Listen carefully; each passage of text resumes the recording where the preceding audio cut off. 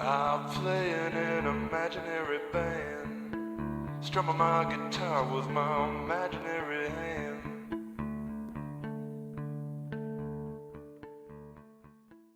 How is this album different than the two others? Well, let's see. First of all, Billy Conway is the full-time drummer now, and I think there's a lot more unity in the band, and that it's reflected on the album. And what else? Dana has developed his double sax technique, and you can hear that on a couple of songs. There's 2 songs recorded live by our sound man, Phil Davidson, and one from Holland and one from California. So we put those on because they're really good versions, and we wanted the album to reflect all the touring and the live playing that we were doing. So It sounds more tight, you know. It sounds maybe you've proven, Morphine has proven that less is more. How did you get the idea to decide 3 people, no guitar? Well, we tried it as 3, and it sounded good to us, so we continued. I think you like to be noticed because not only you play the bottleneck on a 2-string bass. Is that your idea? Was that your idea to do that? I guess there's a lot of instruments with just 1 or 2 strings all around the world, and it's interesting because every string has every note, and it's really not a limitation at all once you get used to it. So, and I don't know. I started out on 1 string because that was the easiest, and I gradually promoted myself to 2 strings, and now that feels pretty complete. So You think you'll stop there? I think we'll stop taking off, putting on? How do you write your songs? You write them alone and then you bring them to the group, or do you compose? Yeah, pretty much the words and the general musical outline are there, but it requires a lot of contribution from Billy and Dana to make it work within this format, because we can't fall back into traditional roles within the band because of the instruments. Are you quite paternal when you write a song? When you give it to them, do you feel like, or do you feel like I have to protect it, or are you open to their? No, I'm open. I used to ask them, play this, play that, and it was never any good. So I said, just play what you think is the best, and that's always the best. So. Because since being 3, you have to really find a harmony between you guys.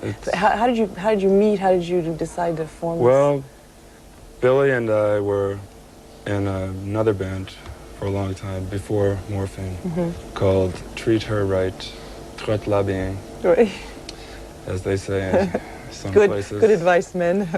Yes, words to live by, we like to think. And Dana actually was a friend who was our roadie for one tour, and he used to play saxophone with us occasionally, and I was a big fan of Dana, and I always wanted to have a different band just with Dana, and so now we do it. I read that Prince is one of those singers that you really admire, and it seems surprising. It seems such a contrast to what you do. Why? What does Prince have that, or love symbol, I should say?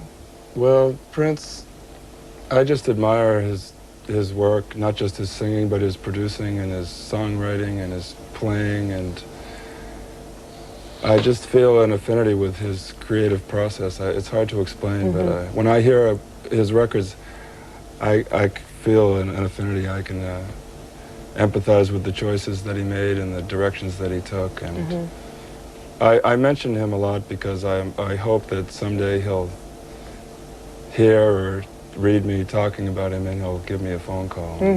Or you wouldn't mind being produced or collaborating? Either anything, really. I'd just like to, even if I could just shake his hand, I'd be happy, maybe. I don't know.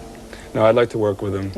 I'd like to do something with him sometime. And who knows? What do you think about all his, changing names? You don't care. It's like you like his stuff, and it's interesting, isn't it?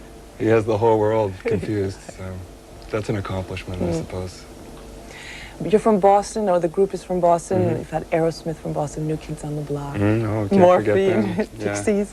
Is there a particular atmosphere in that town that is sort of putting out these groups? Yeah, there's a lot of different kinds of groups in Boston. thousands of them actually.